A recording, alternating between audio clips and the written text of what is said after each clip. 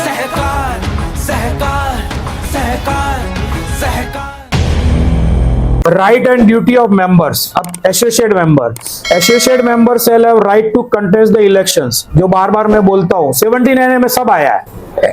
और सेकंड, अभी इसमें सिर्फ एसोसिएट मेंबर के लिए लिखा है। अच्छा, सेकंड, एसोसिएट मेंबर अगर मीटिंग अटेंड करना चाहता है तो उसको पहले रिटर्न कंसेंट चाहिए, और प्रोविजनल मेंबर खाली वोट करने का राइट है, वो भी कौन सा, एजीएम में। आपने पूछा था ना एजीएम में हम रीडेवलपमेंट का डिस्कशन कर सकते हैं क्या, तो मैंने पहले ही बोला प्रोविजनल मेंबर के पास ओनरशिप का राइट है नहीं है, तो वो डिस्कशन करके एजीएम में कैसे परमिशन दे सकता है। इसलिए हमारे बाहर ये 79A डायरेक्शन में क्लियर लिखा है only bona fide member can attend.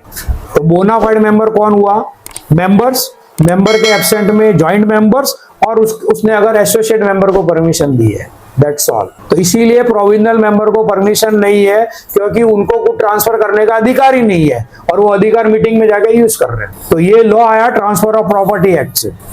उसको कोई एजीएम में क्या होता है, वो ट्रांसफर नहीं कर रहा है। एजीएम में हमारा अकाउंटिंग सिस्टम वगैरह दुनियादारी होती है, वो यस बोले जा रहा है। जो एजीएम दूसरी कोई किसी वजह से बुलाई गई है, उसमें भी कोई प्रॉपर्टी का ट्रांसफर नहीं है, लेकिन रीडेवलपमेंट का मतलब आप ट्रांसफर स्टार्ट कर रहे हो, सोसाइटी की तरफ से डेवलपमेंट राइट ट्रांसफर कर रहे हो, और जो डिजीज मेंबर का फ्लैट है वो भी आप किसी को हैंडओवर कर रहे हो, वो उसको डेमोलिश कर रहा है, उसके बाद हमको वापस मिलेगा।